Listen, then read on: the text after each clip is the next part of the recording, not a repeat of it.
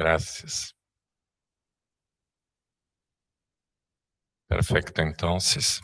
O professor Cássius Guimarães Chay, da Universidade Federal do Maranhão, será o nosso primeiro convidado a falar. Ele é professor catedrático da Universidade Federal do Maranhão, com formação em Direito pela Universidade Federal do Maranhão, mestrado e doutorado em Direito pela Universidade Federal de Minas Gerais, com período na Cardoso School of Law.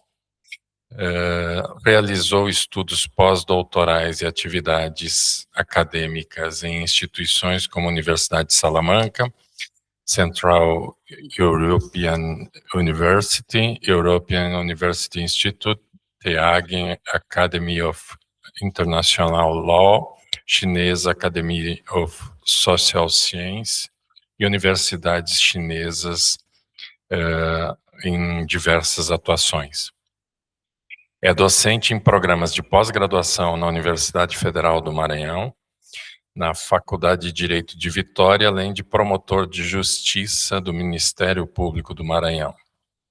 Atua nas áreas de direito público, constitucionalismo, direito internacional, administração pública, direitos humanos, geopolítica, justiça climática, governança algorítmica, criminologia, desenvolvimento e regulação de atividades especiais.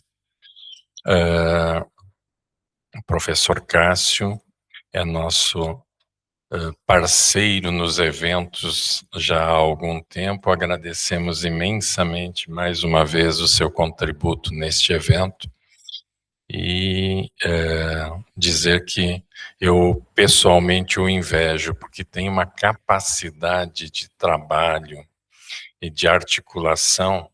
Eu só fico na torcida e muitas vezes o acompanho pelas redes sociais e de repente numa manhã ele está na China, na outra manhã ele já está na Europa e assim contribuindo para o conhecimento, que é algo muito relevante para todos nós.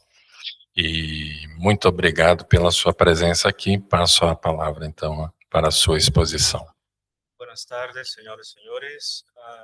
Antes de todo, me gustaría subrayar el honor y felicidad de compartir una vez más esta experiencia inolvidable con nuestros compañeros y compañeras.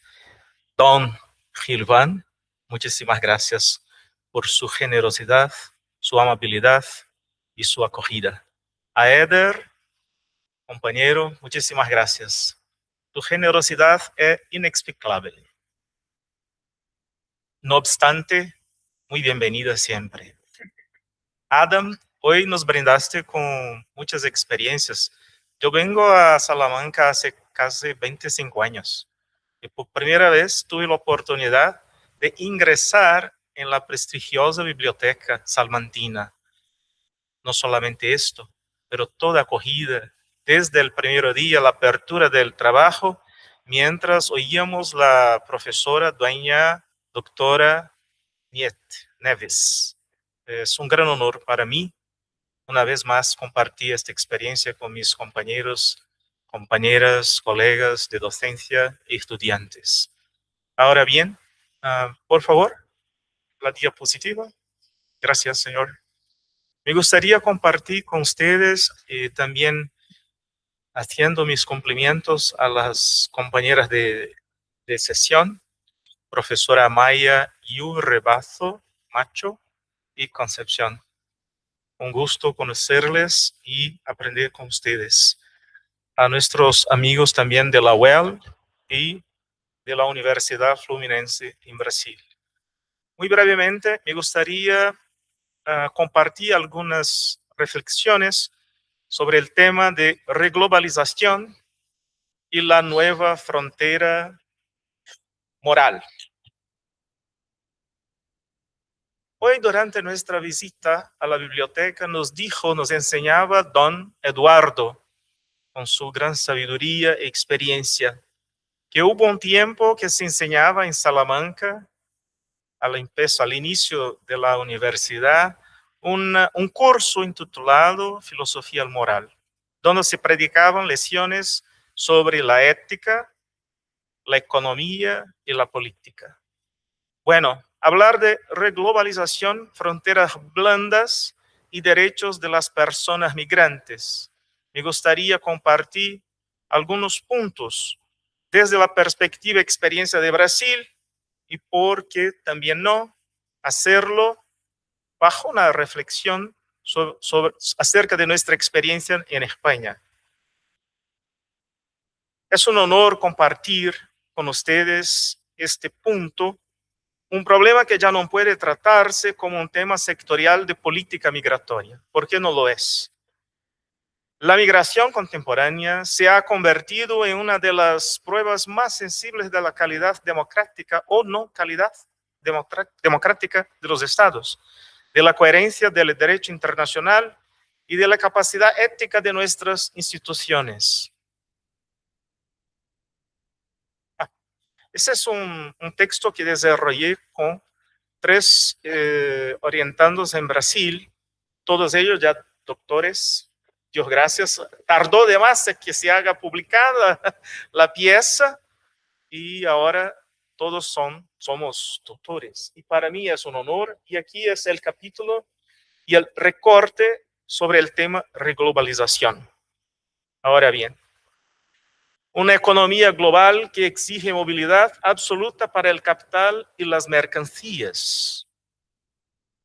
Esta reflexión sirve de base a esta exposición en la cual analizamos el impacto de la reglobalización bajo el recorte por la invitación para esta mesa, desigualdad, sobre los derechos y oportunidades de migrantes, refugiados y no ciudadanos, porque sí, convivimos con esta categoría político-jurídica de no ciudadanía. Su punto de partida es sencillo pero exigente. No estamos simplemente ante una continuación lineal de la globalización neoliberal, ni tampoco ante su desaparición. Estamos ante una reorganización selectiva de la interdependencia global atravesada por nuevas cadenas productivas, tecnologías digitales, acuerdos regionales, rivalidades geopolíticas, la securitización de fronteras y discursos nacional populistas. La tesis central es: la reglobalización no suprime las fronteras, las desplaza. Las fronteras dejan de ser únicamente líneas territoriales y pasan a operar como filtros jurídicos, económicos, tecnológicos y, subrayo, narrativos. Algunas personas circulan con facilidad: capital financiero, bienes estratégicos, datos, profesionales altamente calificados como vosotros. No obstante, otras personas no ciudadanas son detenidas, clasificadas, vigiladas o convertidas bien en problema de seguridad. Ahí aparece la contradicción fundamental de nuestro tiempo. Una economía global que exige movilidad y un orden político que restringe selectivamente la movilidad humana. Permítame introducir aquí el primer anclaje salmantino. Es con honor y preocupación que hablar de migración en Salamanca no es un gesto decorativo. El retrato de todos nosotros que un día supusimos que era legítimo venir a Salamanca y aprender de la educación y la sabiduría salmantina. Pero Salamanca evoca una tradición intelectual que con todas sus ambivalencias históricas obligó al pensamiento jurídico europeo a preguntarse por la indignidad de quienes estaban fuera del círculo inmediato de la ciudadanía, lengua, imperio o pertenencia. En ese sentido, Adam, estos días aprendemos de ti desde la apertura de las conferencias que Salamanca puede funcionar hoy como una memoria críptica. En ese sentido, no para repetir fórmulas del pasado, sino para reabrir una pregunta radicalmente actual. ¿Puede el derecho seguir proclamando la universalidad de la persona humana mientras tolera arquitecturas de movilidad profundamente desiguales, el tema de la visa. La primera dimensión del problema es económica. La reglobalización reorganiza mercados, las cadenas de suministro y los acuerdos comerciales. Habemos llegado a Salamanca, en Europa, en una época en que para los migrantes latinos no es tan rápido pasar las fronteras. Y el problema empieza antes del viaje, agravia durante el viaje y después de nuestra llegada. Esta dimensión que reorganiza no distribuye las oportunidades de manera simétrica. En muchas regiones, la apertura económica convive con la precariedad laboral, la desigualdad territorial y la crisis climática, la violencia política y la expulsión social. La migración no surge únicamente de una decisión individual. Muchas veces es el resultado de una combinación de factores estructurales, de orden multidimensional. Degradación económica, inseguridad, colapso institucional, conflictos armados, desastres ambientales y ausencia de futuro. Por eso, Eder, gracias por nos invitar a que hablamos de este deber de tener cuidado con el lenguaje que reduce al migrante al flujo, carga, riesgo y presión. Estas palabras no son neutras, producen una gramática institucional. Una vez que la persona es descrita como una presión, resulta más fácil justificar el control. Una vez que es descrita como una amenaza, se vuelve más difícil reconocerla como sujeto de derechos. La segunda dimensión es política, mi estimado amigo y hermano Gilván. En varios contextos, la reglobalización ha coincidido con el ascenso de movimientos nacionalistas y de derecha radical que convierten la migración en símbolo de pérdida de soberanía, inseguridad cultural o competencia laboral. Así que el migrante aparece entonces como una figura de condensación del malestar social. Ya nos enseñaba la señora históricamente en su discurso sobre el declinio moral, Hannah Arendt. El migrante aparece entonces como una figura de condensación de este malestar de siglo. Se le atribuyen problemas que tienen causas mucho más profundas: precarización del trabajo, crisis de vivienda, debilitamiento de servicios públicos, desigualdad fiscal, miedo cultural y desconfianza institucional. Recordemos de estas dos últimas: miedo cultural y desconfianza institucional. ¿Y cuál es el resultado? Es una paradoja. Los estados participan en acuerdos comerciales, dependen de cadenas transnacionales, se benefician de la mano de obra extranjera y compiten por el talento global.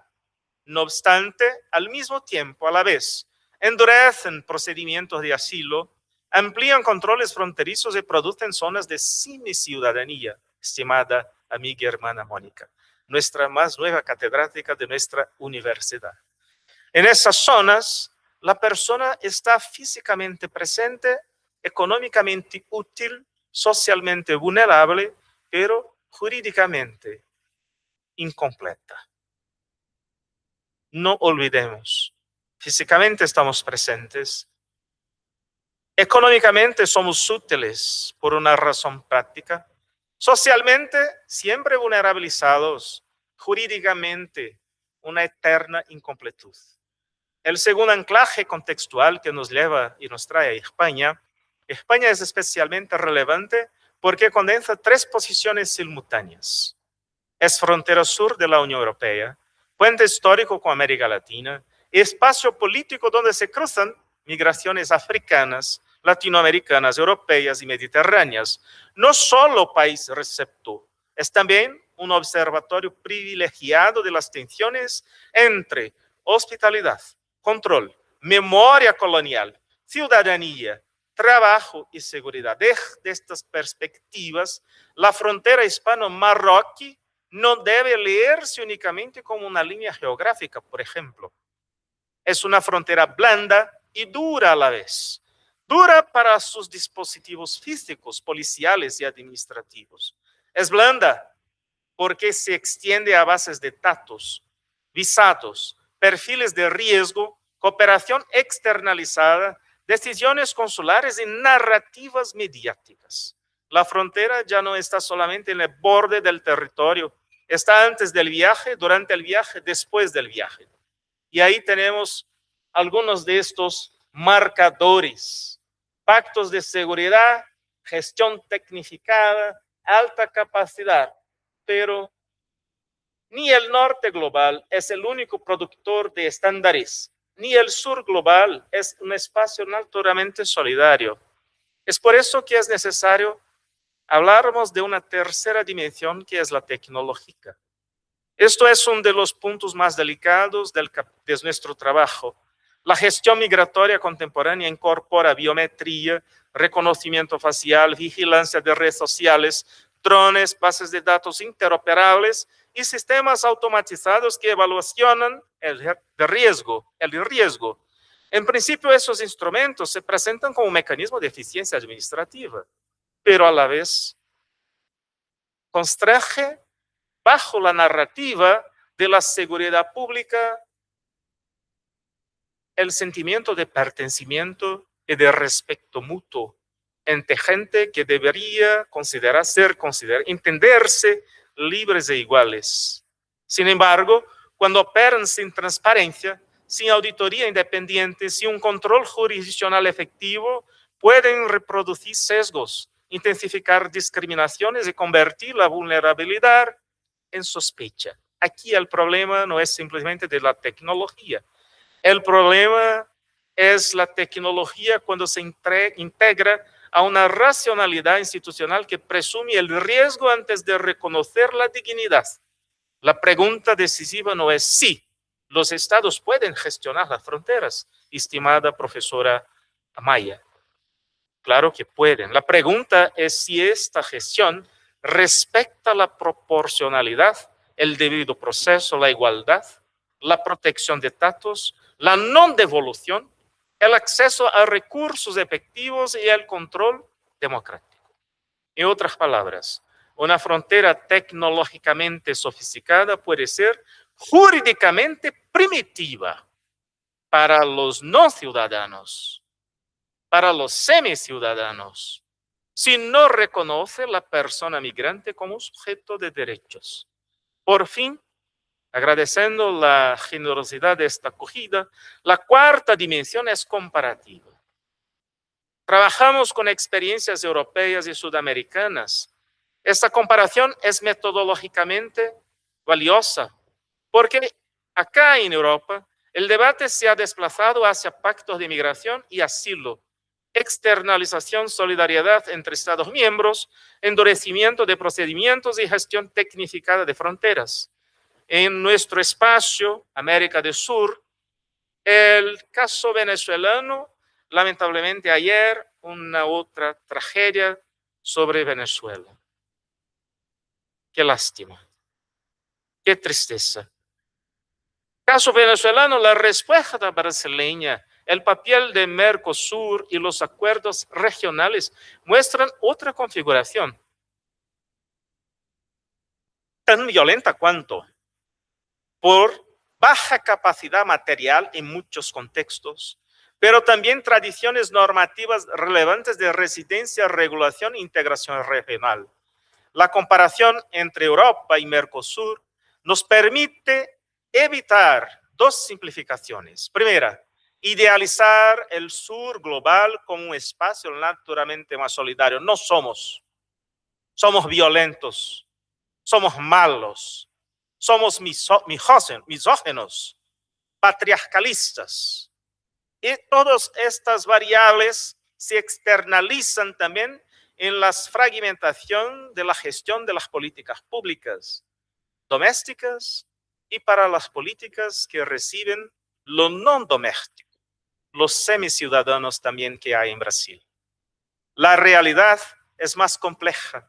Hay avances y déficits en todos estos dos espacios. La diferencia está como cada región articula soberanía, movilidad, derechos sociales, mercado laboral y responsabilidad compartida. En este punto resulta importante recuperar una idea normativa sólida. La movilidad humana no puede ser tratada como una anomalía del sistema internacional. Es parte constitutiva de ese sistema. Yo soy hijo de un chino y una brasileña. Seguramente Gilvan no es 100% original de la tierra antes del encubrimiento de nosotros, como nos enseña el profesor sudamericano Ejera Flores. Bienes, capitales, servicios, información y riesgo circulan globalmente. Circulan las personas también. La cuestión no es cómo impedir esta realidad, sino cómo gobernarla sin destruir la dignidad de quienes se mueven. Quisiera cerrar volviendo a Salamanca. En una ciudad cuya memoria intelectual nos recuerda que el derecho se empobrece cuando se subordina por completo al poder, la migración nos obliga a repensar el estatuto contemporáneo de la persona. El migrante no es apenas quien cruza una frontera, es quien revela la frontera moral del orden jurídico. Sin la democracia constitucional, si la democracia constitucional solo protege plenamente a quienes ya pertenecen, su universalismo no es insuficiente. Si los derechos humanos dependen de la utilidad económica, dejan de ser derechos y se convierten en permisos condicionantes o condicionados. Si la tecnología decide sin rostro, sin explicación, sin recurso, la administración se aproxima peligrosamente a una soberanía opaca. Amigos y amigas, la reglobalización, por tanto, nos coloca ante una decisión histórica. ¿Podemos aceptar un mundo de integración económica sin integración humana? ¿De circulación de mercancías sin circulación de derechos? ¿De fronteras inteligentes sin instituciones justas? ¿O podemos construir una gramática jurídica más exigente, capaz de articular soberanía, responsabilidad, movilidad y dignidad? Así que la pregunta final que propongo a ustedes es: ¿qué tipo de orden jurídico estamos produciendo cuando el derecho abre caminos para el capital, pero estrecha los corredores de humanidad? Y esta respuesta a pregunta no corresponde solo a los gobiernos, también a la universidad, a la investigación doctoral, a la docencia crítica, a todos nosotros que todavía creemos que el derecho internacional y el constitucionalismo democrático no deben servir para administrar exclusiones, sino para limitar el poder cuando la vulnerabilidad humana está en juego. Muchísimas gracias por su atención.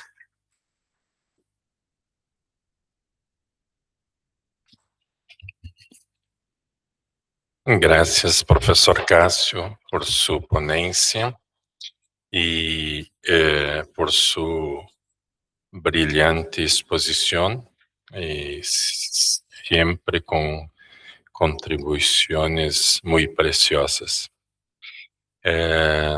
Pasamos ahora la palabra para la conferencia de la profesora Maya Yurrebaso Macho, doctora en psicología y profesora del Departamento de Psicología Social y Antropología de la Universidad de Salamanca. Su trayectoria académica y profesional se ha desarrollado en el ámbito de la intervención comunitaria de los derechos humanos y el estudio de los procesos de exclusión social. Sus principales líneas de investigación se centran en la discriminación social, la aporofobia y las distintas formas de victimización que afectan a colectivos en su actuación en situación de vulnerabilidad. con especial atención al sinhogarismo, la exclusión residencial, la violencia de género, las violencias institucionales y los procesos de estigmatización social.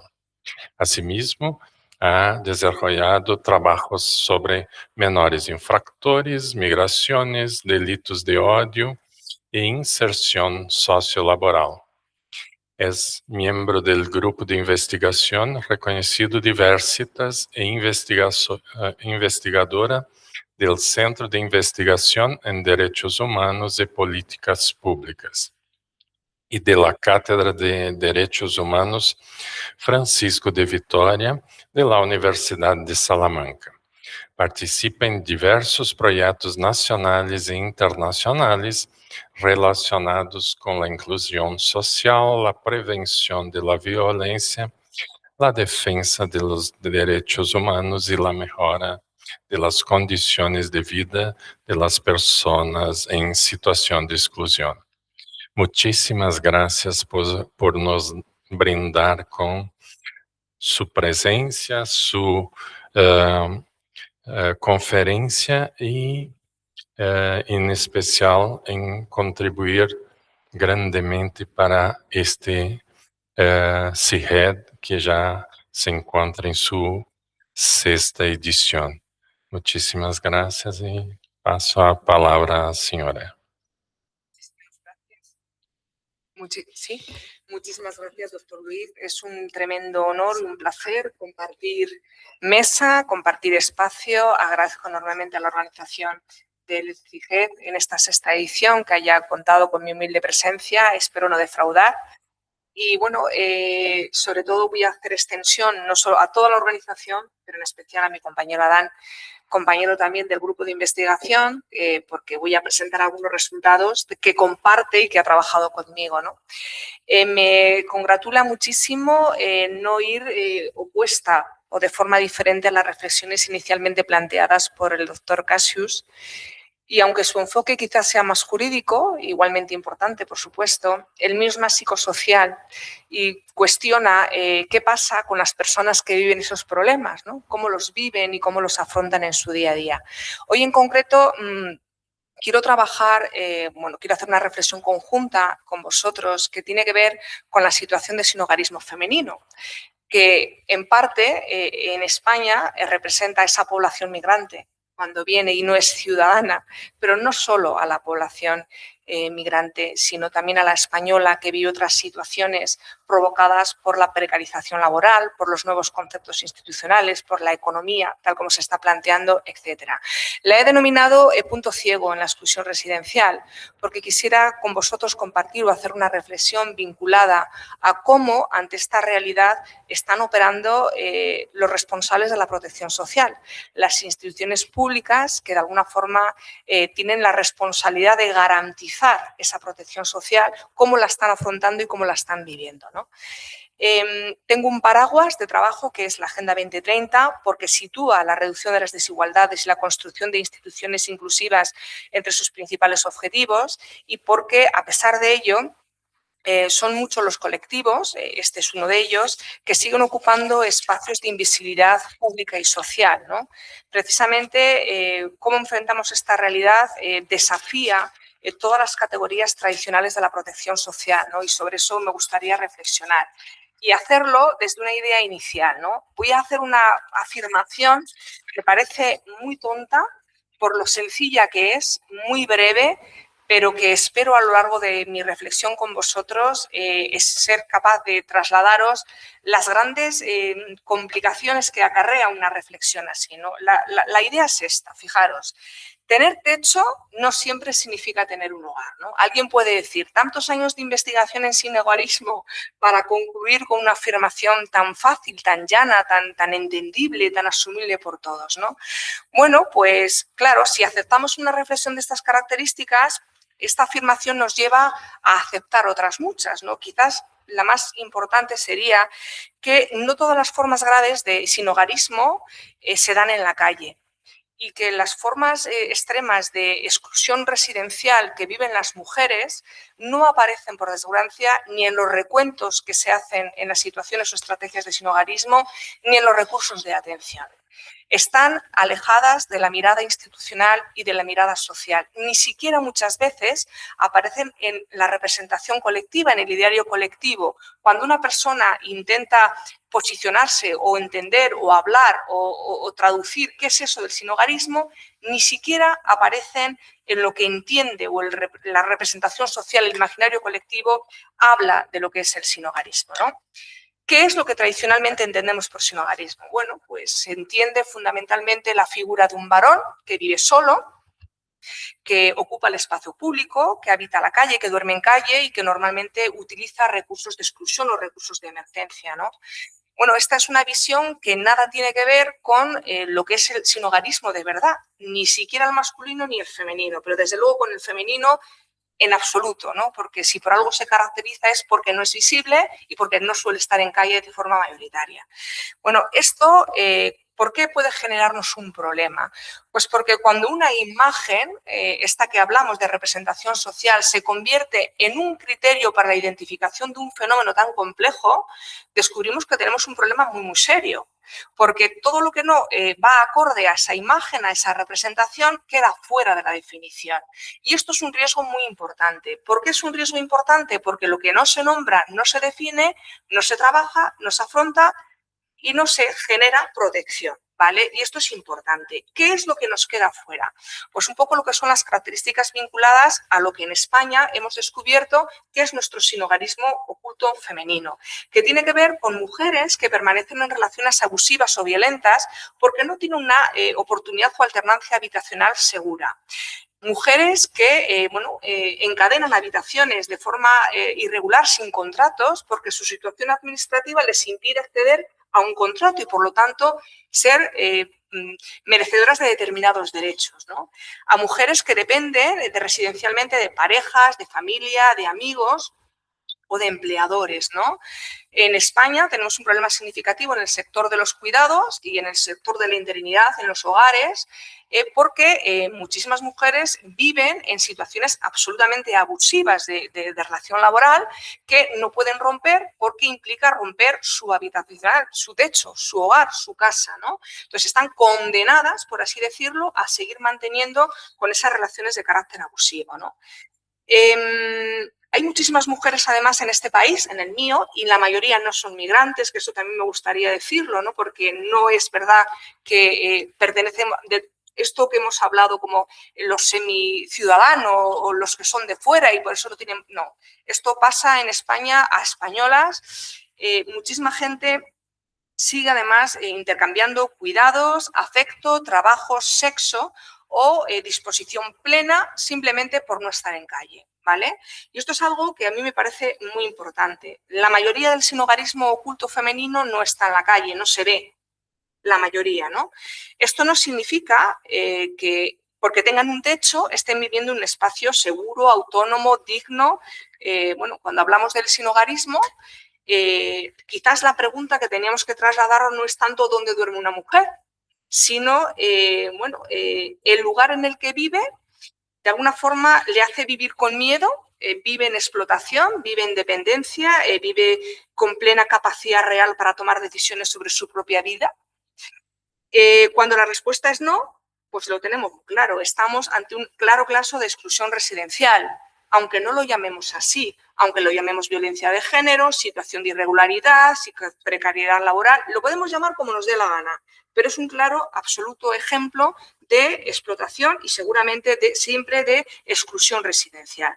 El sinhogarismo femenino no solo permanece oculto porque se dé en los espacios privados o semiprivados, ¿no? La inmensa mayor parte de las situaciones de sinhogarismo oculto están ocultas porque desde el punto de vista nuestras categorías sociales, institucionales y profesionales no están capacitadas para detectarlo. ¿no?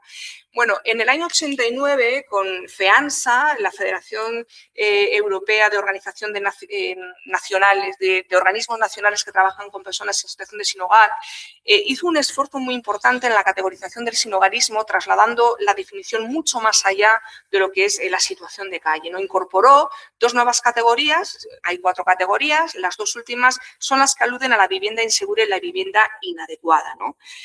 Pero una cosa es que hayamos sido capaces de identificar técnicamente esa realidad que hemos descrito, vivir de una forma inadecuada o vivir de una forma insegura, y otra cosa es que hayamos sido capaces de que esta categoría transforme realmente los procedimientos, los criterios de acceso, los sistemas de detección y de protección a las personas que viven en esta situación, ¿no? Esto hace alusión a que tenemos quizás definiciones a veces muy amplias o conceptualmente se nos llena mucho la boca con grandes términos que aluden o de alguna forma identifican realidades, pero seguimos interviniendo con una mirada muy estrecha del fenómeno. ¿Y a qué hago alusión? Pues a que nos encontramos con una absoluta parcelación institucional en la atención de las personas, mujeres en este caso, que viven en situación de sinhogarismo. ¿Cuál es la parcelación? Bueno, y he reflejado ahí algunos de los posibles ejemplos. ¿No? Tenemos, por ejemplo, el sistema de violencia de género, que se preocupan las valoraciones del riesgo de identificar situaciones de violencia, pero no va un pasito más allá a la hora de identificar las dependencias relacionales vinculadas precisamente a la habitabilidad y el espacio. Tenemos el sistema de servicios sociales que está ayudando a determinadas personas por una situación de umbral de pobreza, con determinados recursos, cofinanciando luz, cofinanciando agua, y no alcanza a determinar o identificar situaciones de explotación laboral o situación de dependencia laboral, por ejemplo, ¿no? Tenemos, por ejemplo, todo el mundo sanitario que está abordando las situaciones traumáticas o las consecuencias psicosociales que se derivan de determinadas exposiciones y no son capaces de coordinar o identificar, correlacionarlas con violencia a larga duración, con trayectorias vitales muy duras o con situaciones de pobreza o exclusión residencial prolongadas a lo largo del ciclo vital de la persona. Nos encontramos con una situación en la que hay muchísimos sistemas, cada uno trabaja de forma parcelaria su recurso y su recurso tiene un objetivo y ese objetivo se trabaja, pero nadie se preocupa por analizar la complejidad real de una persona que vive en situación de sinhogarismo y mucho menos de una forma completa y a lo largo de su ciclo vital. Y esto es un problema tremendo. Es un problema muy importante porque condiciona no solamente las posibilidades de salida y de recuperación de estas personas, sino el hecho de que muchas veces incluso hace que estas personas ni siquiera sean reconocidas por su situación y por lo tanto no van a ser merecedoras de derechos y no van a acceder a los recursos de ayuda porque no se las identifica como tales. Y esto es un problema serio desde el punto de vista institucional y de acceso a derechos, que es lo que de alguna forma todo ser humano tiene o debe tener, ¿vale? Muy importante porque esto es especialmente relevante porque nuestras instituciones no solamente son responsables de repartir recursos, ellas, quieran o no quieran, producen significados sociales. Nombran, clasifican, priorizan, legitiman determinadas demandas. Y cuando una experiencia como la que estamos contando, que no es aparentemente visible, se escapa un poco de los marcos de los disponibles, de las categorías tradicionalmente que se hablan, la persona no solamente tiene el riesgo de quedar fuera de un recurso de atención, sino que corre realmente el riesgo de ser excluida de todo el sistema por no ser reconocida como merecedora de protección social. Y esto ya no solamente es un problema jurídico, que lo es, no es un problema de atención en el sistema de bienestar, que lo es, también es un problema tremendamente de derechos humanos, ¿vale? Bueno, cuando hablamos de esto, hablamos de una de las manifestaciones más importantes y más sutiles de lo que denominamos la aporofobia institucional. Bueno, todo el mundo reconoce la aporofobia una vez que en el 17 se incorpora la denominación que Adela Cortina hace a un problema que es histórico y que ha existido a lo largo de la humanidad, que es la aversión, el rechazo, el odio, el desprecio de las personas por su situación de pobreza, ¿no? Pero lo que tenemos que ser muy cautos es que no basta con nombrar, hay que identificar cómo se manifiesta. Y la aporofobia no suele expresarse únicamente en insultos, agresiones, conductas explícitas de rechazo, ¿no? Tiende a operar también de formas mucho más sutiles, ¿no? En la sospecha, en la desconfianza, en la exigencia constante de demostrar necesidad, en la culpabilización, en el paternalismo, en la el infantilizar a las personas y negarles la agencia que realmente tienen los servicios de atención, ¿no? en estar continuamente haciendo demostrar a la persona que es merecedora de esa ayuda y en ponerle a veces situaciones o requisitos para acceder a ella que es absolutamente imposible que pueda cumplir y pueda hacer, ¿no? La porofobia, por lo tanto, no solo rechaza la pobreza visible, puede impedir que determinadas formas de pobreza sean reconocidas como socialmente relevantes y, por lo tanto, no puedan acceder a protección social, ¿vale?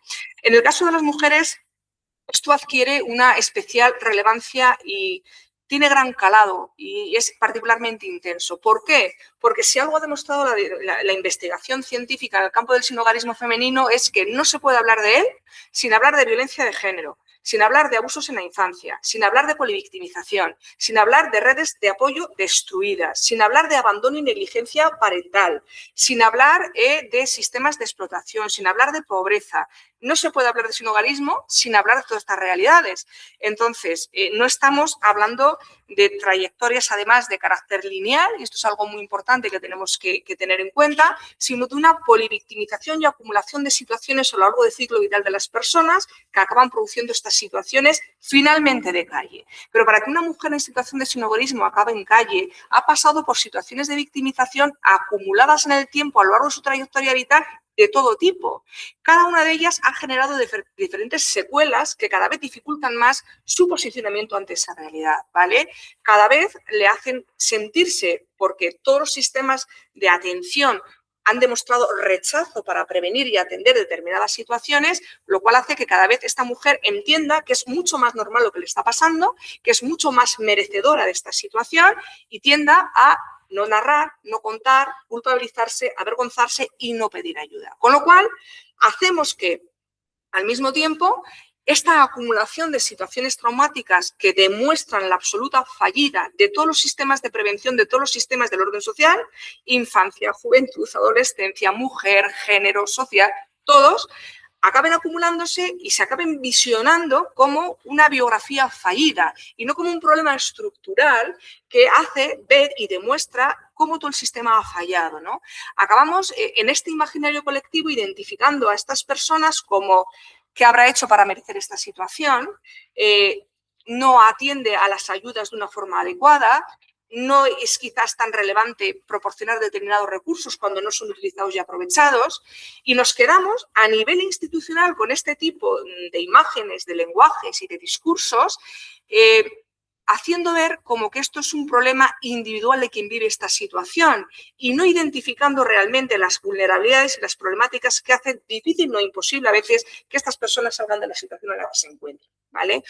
Y son problemas de carácter estructural que a cualquiera de nosotros nos pueden afectar en un momento determinado porque nadie de los que está aquí está exento de que tenga un problema con su empresa, con su negocio que haga quebrar y tenga un riesgo de desahucio, nadie está exento a sufrir violencia, nadie está exento a sufrir un proceso traumático que le haga perder de alguna forma, ¿no? Entonces, lo más curioso de todo esto es que desde el punto de vista institucional, además, seguimos ahondando en un lenguaje y una especie de cómo explicamos estos procesos desde ese punto individual y no desde el punto estructural, ¿no? Y nos seguimos preguntando por qué alguien no vive en la calle o por qué alguien está en esta situación, en lugar de preguntarnos cuáles son las condiciones que están impidiendo que esta persona salga de esta situación, ¿no? Que sería identificar de alguna forma las dimensiones estructurales que tenemos que trabajar para ahondar, ¿no?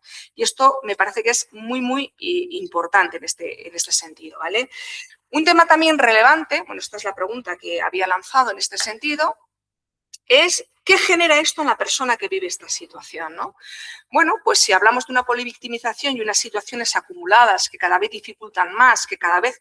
Nosotros en psicología hablamos de la normalización de la violencia, ¿no? Cuando una mujer, un hombre, da igual, una víctima social en este caso, acaba identificando situaciones como, bueno, es normal que esto me pase a mí, ¿qué voy a hacer? Todavía hay gente que está peor que yo.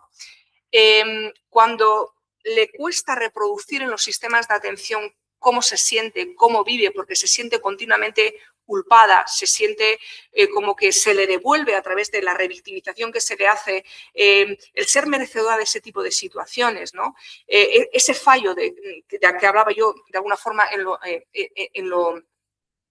la atención general, ¿no?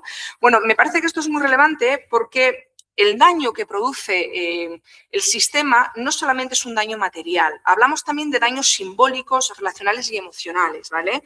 Cuando una mujer vive durante muchísimo tiempo de forma acumulada inseguridad, violencia, dependencia y sobre todo cuando siente que continuamente se le juzga por su situación o se le culpabiliza de alguna forma y sobre todo cuando ve que se minimizan las violencias que vive o no se la atienden de una forma adecuada, la persona suele tender a autoculparse de esas situaciones, ¿vale? Entonces, la culpa y la vergüenza generan indefensión. El estigma no solo es un problema público, no solo es un problema social, que alguien me catalogue, me vea socialmente como algo, sino que es un problema que se acaba interiorizando y que acaba generando una identidad distorsionada en la propia persona que hace que se sienta incapaz ya no solo de seguir pidiendo ayuda porque cada vez que lo hace nadie la ayuda y no sale de la situación, sino que acaba de alguna forma haciendo que se cree incluso merecedora de la situación que está viviendo. Entonces, no acudo a los sistemas de protección. Cuando acudo a los sistemas de protección hay un juicio, una negación de agencia, una decisión por parte del sistema en lugar de ser yo quien de alguna forma contribuye a desarrollar mi proceso vital. ¿Para qué coño voy a ir, perdonarme la expresión, y a un sistema de atención? Es que no tiene ningún sentido. Entonces, esto es como una pescadilla que se muerde la cola, ¿no? Necesitamos, por lo tanto, recuperar una idea fundamental y es que la vivienda no solamente es una estructura física, es seguridad, es estabilidad, es privacidad, es proyección de la vida futura, es descanso, ¿no? Es autonomía. La exclusión residencial está presente allí donde se dan todas estas circunstancias, donde un techo no representa todo esto, y eso es exclusión residencial. Lo llamemos como lo llamemos y digamos lo que digamos, ¿vale? Situaciones, bueno, que a veces, ya digo, ni siquiera los recursos se interpretan como exclusión residencial y por lo tanto no se activan, no se ponen en marcha, no accedemos a la protección, no se articulan los mecanismos legales existentes reconocidos en el entramado institucional y no se hace uso de ellos y, por lo tanto, parece como que no son ni necesarios. Y eso implica que las nuevas políticas públicas se recortan porque no se hace uso de ellos por entender que no son necesarios. O sea, otra vez, pescadilla que muerde la cola. Bueno, esto es tremendamente problemático, ¿no? La intervención no puede limitarse nunca a preguntar, insisto, quién necesita alojamiento, nunca, sino en crear condiciones para que una mujer pueda narrar sin ser juzgada, con libertad, todo aquello que está viviendo, ¿no? Que pueda explicar qué implica esta aporofobia institucional, que rara vez se representa como un rechazo implícito, que aparece normalmente como una práctica aparentemente neutral, como un criterio de acceso demasiado rígido, como una interpretación moralizante, como una exigencia documental que es imposible que una mujer pueda en un momento determinado cumplir, como una espera injustificada de tiempos que uno sabe a qué atiende, ¿no? Y sobre todo, bueno, que incorpore de alguna forma una intervención que exija a la mujer demostrar continuamente que es merecedora de esa protección social, ¿no? Hablar de ese hogarismo oculto femenino en España es hablar de muchas más cosas que de recursos que siguen siendo necesarios porque son muy pocos, pero es hablar de violencia, de dependencia, de precariedad. ¿Qué podemos hacer para revertir esta situación en la atención institucional? Ampliar la dirección en primer lugar. No basta con preguntar si una mujer tiene techo. Hay que preguntar, ¿está segura en él? ¿Vive dependiente de algo? ¿Puede salir de él cuando le dé la gana? ¿Hay una situación de violencia que tengo que aguantar porque si no me quedo en calle? La segunda es incorporar una mirada absolutamente preventiva. La exclusión, de alguna forma, tiene que hacerse visible porque no está en la calle, están los otros sistemas que tienen que tener, de alguna forma, la necesidad de identificar e ir mucho más allá de la pregunta concreta que es el objeto del recurso concreto en el que estoy en un momento determinado. Evidentemente hay que mejorar la coordinación institucional, vivienda, servicios sociales, violencia de género, salud, extranjería, trabajo, inspección de trabajo. Es absolutamente imprescindible que se comparta la información que se tiene porque es la única forma de poder identificar antes de que llegue a una situación extrema, que es muy difícil, pero cuando una mujer llega a calle, muy a diferencia de lo que es el hombre cuando llega a calle, está tan deteriorada y es tan complejo trabajar con ella que realmente se hace muy difícil, ¿no? Entonces, todos los pasos previos que han fallado son los que estos sistemas tienen que ayudarnos compartiendo esa información para detener de alguna forma y abordar a tiempo. revisarnos los sesgos profesionales. Pero ¿quién narices somos nosotros para determinar quién es merecedor de un derecho? ¿Quién tiene más posibilidades de salir de una situación? ¿Quién de alguna forma es más fácil que cumple a los objetivos de un recurso? ¿Quiénes somos nosotros, Dios, ahora para determinar en el mundo de la atención y la protección social que hay excluidos dentro de la exclusión, que hay quienes merecen más ser atendidos que otros? Esto es un problema importante desde el punto ético-moral, cada cual colabore como quiera, pero es una realidad que alude al ámbito profesional de quienes trabajamos en atención, ¿vale? Y una incorporación de una dimensión absolutamente reparadora, ¿no? Muchas mujeres no necesitan solo un recurso, necesitan reconstruir su biografía, recuperar su agencia, su legitimidad, y que alguien les lance la idea de que tu historia es normal que te sientas como te sientes, es normal que estés así, pero no es tu responsabilidad. No es la tuya y no estás sola y no tienes por qué estar sola y no tienes que estar demostrando continuamente que mereces derechos. Los tienes porque son tuyos y la protección es un derecho que tienes por ser un ser humano. Punto pelota, ¿vale? Esto es importante. Llegados a este punto, vinculo algunos de los objetivos de desarrollo sostenido de la Agenda 2030 con la situación que estamos analizando, ¿no?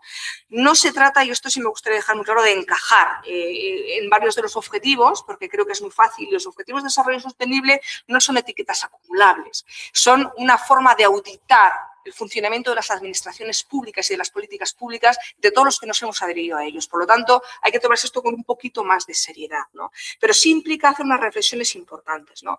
Si nos vinculamos a los más interesantes para el sinhogarismo oculto femenino, el de la pobreza. La pobreza no solamente es no tener recursos, es no tener legitimidad, no ser reconocido, es estar estigmatizado, es que eso es ser pobre socialmente. En consecuencia, eso se tiene que identificar y se tiene que trabajar, ¿no?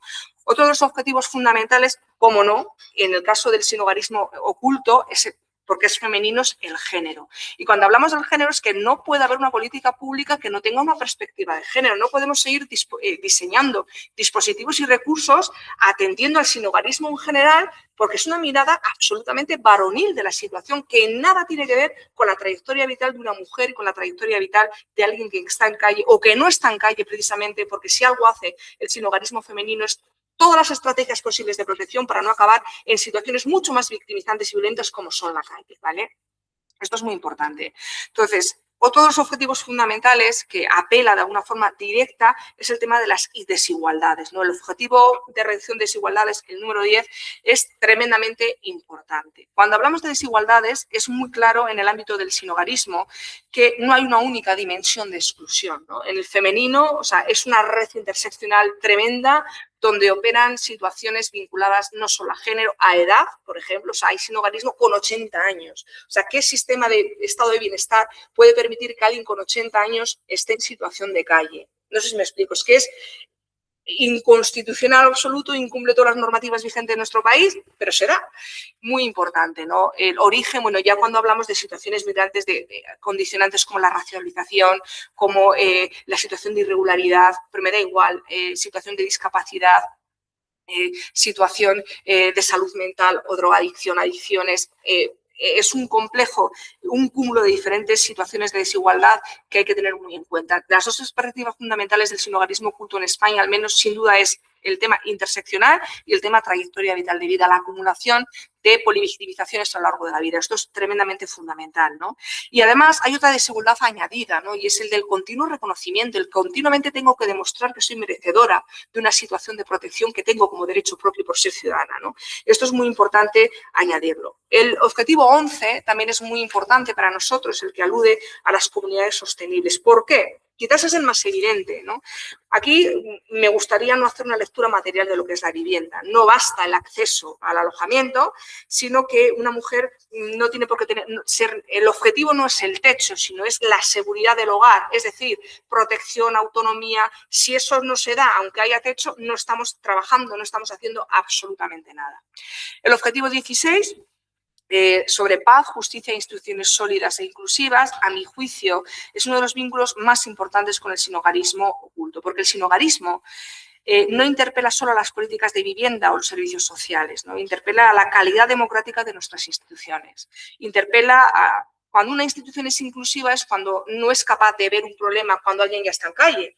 Eso es el fracaso más absoluto de la institución. Es cuando ha sido capaz, a través de todo el recorrido, de identificar los puntos clave donde se puede intervenir en los diferentes sistemas para evitar que se llegue a esa situación extrema. Y cuando eso no lo estamos haciendo y solo estamos viendo lo visible o atendiendo lo visible, no estamos atendiendo, estamos tratando de reparar.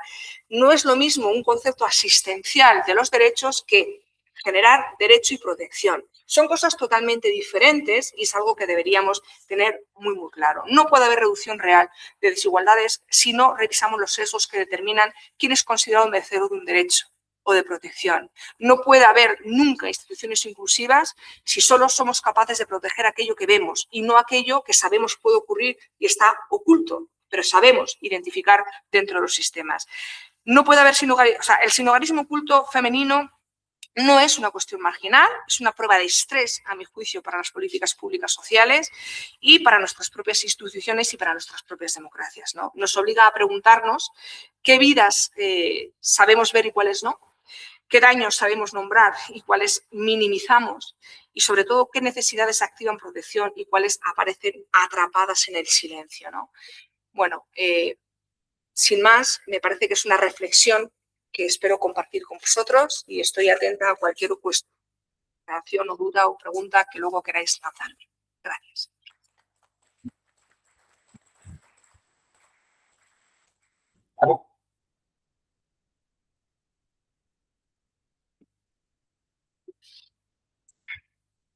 Muchísimas gracias, profesora Amaya, por su primorosa exposición y tan instigante para nosotros. En final, creo que abrimos entonces para las cuestiones, las preguntas para que possamos discutir estas cuestiones tan significativas. Passo a seguir para, nesta sequência, entonces, para la exposición del... ¿Es eso? Oh, sí. De la profesora Selena Tierno Barrios, de la Universidad Nacional de Educación a Distancia, UNED.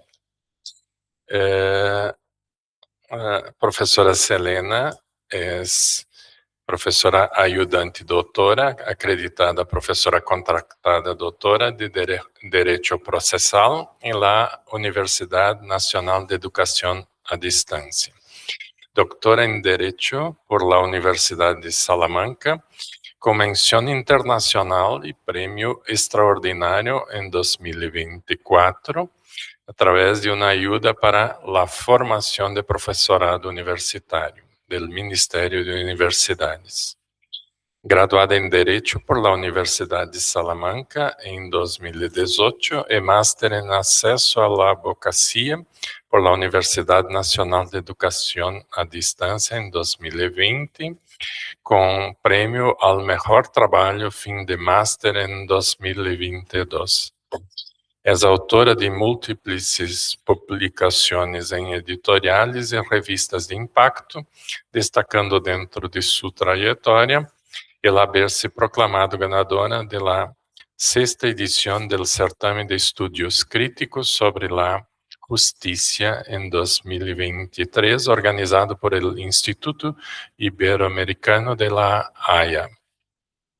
Sus principales líneas de investigación son la justicia restaurativa y mediación penal, el acceso a la justicia de colectivos en situación de vulnerabilidad, el litigio estratégico, la violencia de género y el feminismo jurídico y el compliance.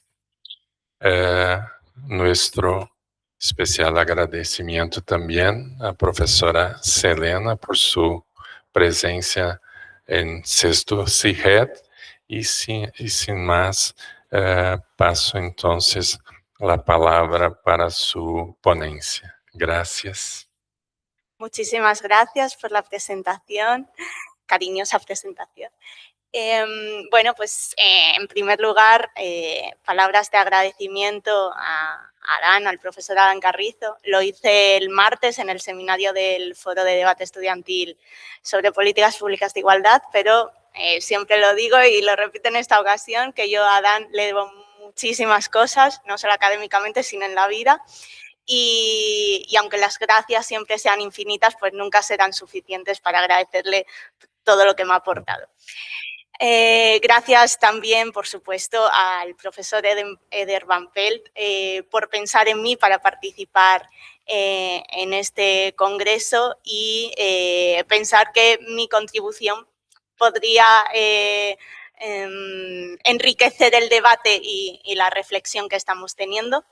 Y, por supuesto, pues también gracias al profesor Gil Van Hansen por ser el férreo impulsor de este magnífico proyecto y proyecto global que es este congreso y por acogerme aquí, compartir mesa, por supuesto, con mi amiga Amaya y el resto de compañeros y colegas a los que he tenido la oportunidad también de conocer y compartir experiencias.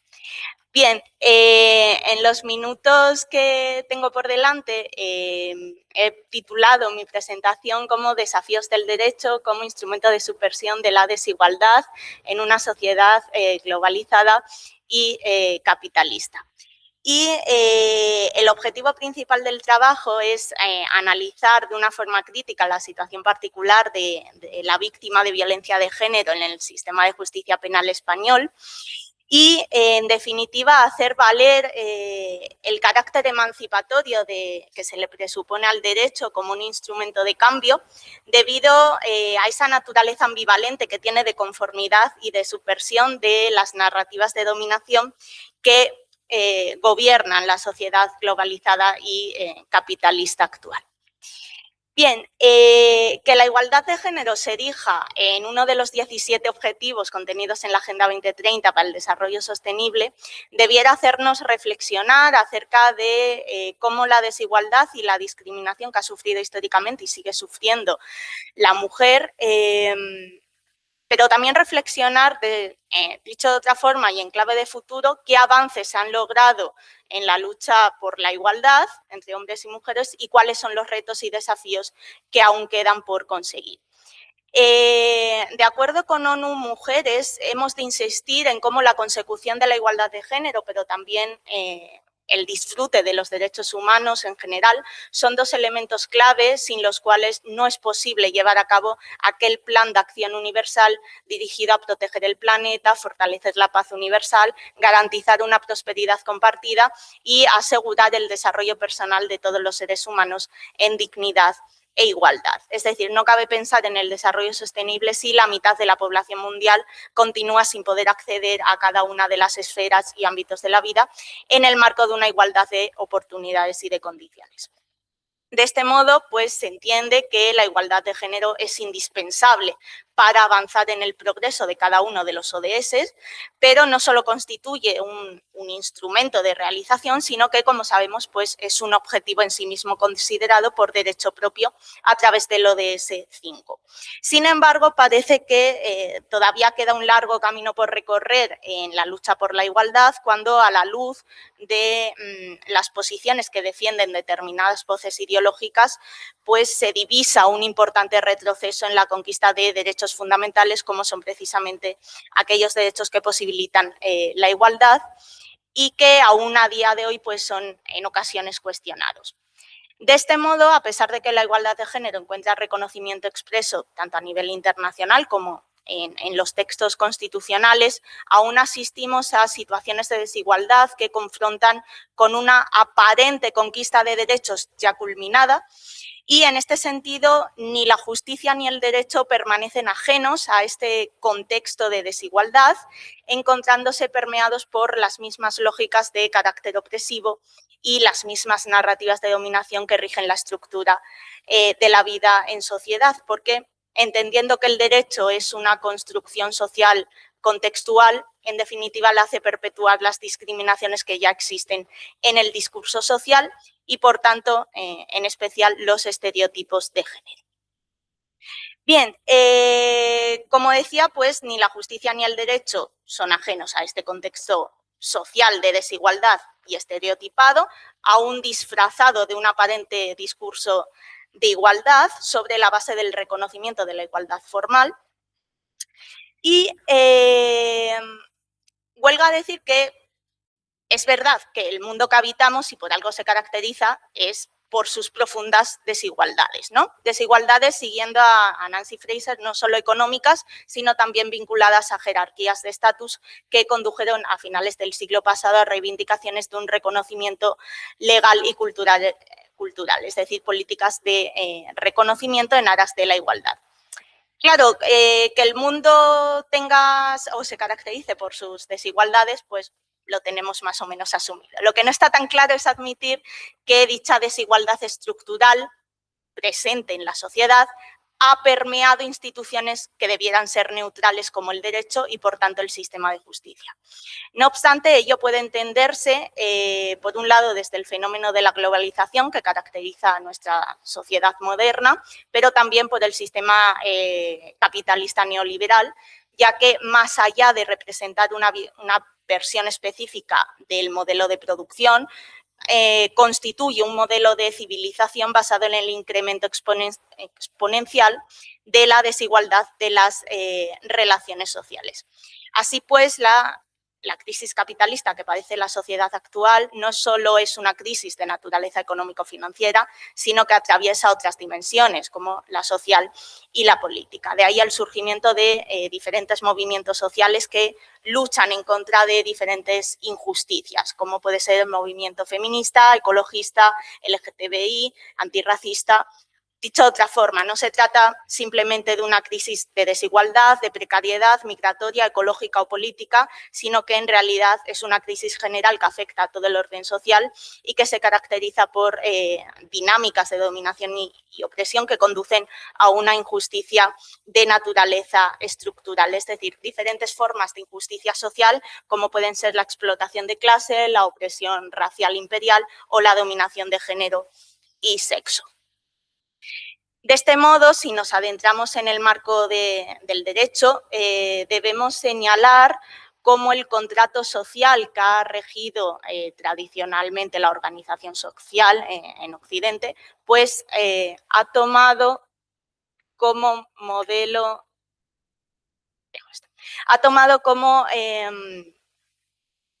sujeto de referencia un arquetipo de individuo que no representa a la población total, lo que ha conducido bien al no reconocimiento o bien al reconocimiento tardío de derechos de los que son titulares aquellos sujetos que no encajan en este modelo de individuo.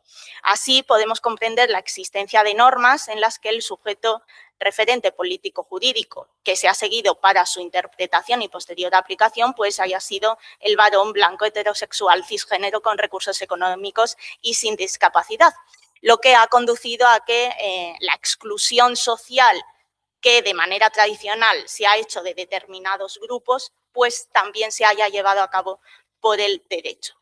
En este sentido, situar en los márgenes del proceso de aprobación de normas y de su aplicación a aquellos colectivos que por motivos de género, orientación o diversidad sexual o por motivos raciales no encajan en ese arquetipo de sujeto referente, pues desdibuja por completo el carácter universal, objetivo y racional que se le presupone al derecho. Es decir, excluir a las mujeres, a las personas LGTBI o a las personas migrantes de este proceso de aprobación de normas y de interpretación y de aplicación, refuerza el carácter performativo del derecho para legitimar estructuras de poder. En definitiva, se traduce en una especie de etiquetamiento que, desde su plasmación en las resoluciones judiciales, representa un mecanismo legitimador de estas estructuras en la medida en que esa autoridad de la que se haya investido le permite proclamar, normativizar y normalizar una realidad, en este caso, las relaciones de dominación. Y también, siguiendo con ONU Mujeres, hay que destacar que las leyes reflejan y refuerzan, de hecho, los privilegios y los intereses de aquellos que detentan el poder, ya sea en términos de clase social, origen racial, religión o género. Siguiendo este esquema, por tanto, también los sistemas de justicia reflejan dichos equilibrios. De hecho, uno de los múltiples medios a través de los cuales los estereotipos de género son perpetuados en el tiempo son las leyes, las políticas y las prácticas de los estados, pero realmente el derecho no es el que crea la discriminación en sí, sino que como instrumento de conformidad le hace perpetuar las discriminaciones que ya existen en el discurso social. Sin embargo, aunque tenga una naturaleza de conformidad, eso tampoco nos debiera llevarnos a ignorar el carácter también emancipatorio, predicable del derecho como instrumento de cambio, al representar también un espacio de transformación, en tanto que puede reconocer a los sujetos que tradicionalmente han sido olvidados y situados en los márgenes, al igual que sus experiencias, y contribuir a la reparación de los efectos perjudiciales de las normas. En esta línea, el derecho a acceso a la justicia de la mujer pues, no puede ser abordado de una forma separada o independiente respecto del tratamiento de la mujer en sociedad, o lo que es lo mismo respecto de la desigualdad y la discriminación que sufre, porque, como decimos, el derecho y, por tanto, el sistema judicial tiene la capacidad para reflejar esas mismas lógicas de opresión que estructuran la vida social. Así, si el derecho pues, es poder, el diseño de las instituciones jurídico-procesales se ha configurado partiendo de la premisa de que todos los conflictos únicamente tenían un sujeto protagonista, que ha sido el hombre, y ello ha conducido a que las experiencias y las singularidades de las mujeres permanecieran al margen, con la consiguiente legitimación de la desigualdad desde la propia ley. Todo ello se ha traducido en un sistema judicial que refleja en ocasiones los mismos estereotipos y prejuicios que tenemos presentes en la sociedad y, de hecho, ya en la década de los años 70, el movimiento conocido como Feminist Jurisprudence, nacido en el mundo académico anglosajón y escandinavo, denunciaba que el derecho es masculino, pues la ley ve y trata a las mujeres en el modo en el que los hombres lo hacen, tiene sexo en cuanto ignora las experiencias y las necesidades de las mujeres y también tiene género en la medida en que las relaciones de poder pues, tienen fiel reflejo en la norma jurídica. En esencia, lo que este movimiento pretendía visibilizar era la subordinación de la mujer en sociedad, entendiendo a su vez que el derecho favorecía el mantenimiento de dicha discriminación y defendía una teoría en la que la mirada de las mujeres posibilitara subvertir todos aquellos prejuicios y estructuras del discurso jurídico. Así, el Consejo de Europa ha identificado los estereotipos de género como uno de los principales obstáculos que dificultan el acceso a la justicia de las mujeres, tanto a nivel institucional legal como a nivel socioeconómico y cultural. De este modo, el objetivo a lograr pasa no solo por luchar contra el techo de cristal y el suelo pegajoso, sino también promover un cambio sustancial en el pensamiento, en el discurso y en la interpretación a través de la interiorización de ciertos valores que vienen de la mano de la educación en igualdad de género para, en definitiva, contribuir a la transformación de la dialéctica y el lenguaje jurídico.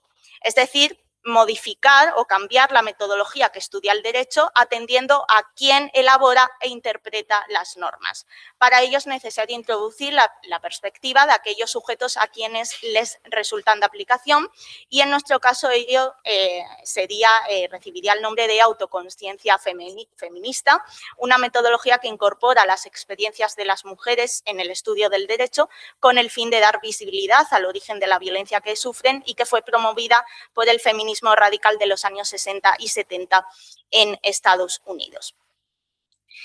En esta línea, una de las manifestaciones donde este esquema puede ser observado fácilmente es en el ámbito de la violencia de género, donde tienen lugar las conocidas como no-drop policies en el marco de la política criminal de prevención y protección estatal de las víctimas de esta clase de violencia, al superar aquella vieja idea de que se trataba de un problema propio del ámbito privado y atribuirle relevancia jurídico-penal.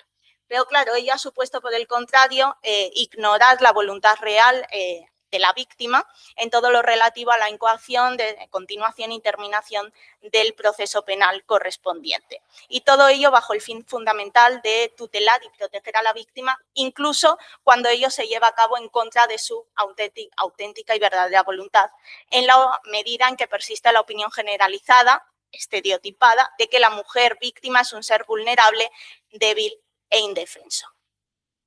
Así, desde este canon hegemónico, la víctima de violencia de género se ha visto silenciada a partir de la propia legislación en el marco del sistema de justicia penal, siendo excluida del proceso de toma de decisión en cuanto a la resolución del conflicto de naturaleza penal que se generaba, en la medida en que su voluntad real y verdadera pues deviene absolutamente irrelevante. Es decir, dicha voluntad se sustituye por aquella que se considera que responde a la verdadera tutela y protección de la víctima, pero que erróneamente se asienta sobre una imagen estereotipada de la mujer y que al final la expone a los efectos negativos del fenómeno de victimización secundaria. En este sentido, por medio de esa recuperación de las voces silenciadas, se trata de hacer valer ese carácter emancipatorio del derecho del que hablaba al principio como un instrumento de cambio debido a su naturaleza ambivalente. Y me voy a centrar en dos manifestaciones, aunque hay más. La primera de ellas es la declaración de la víctima cuando es única prueba de cargo en el proceso penal.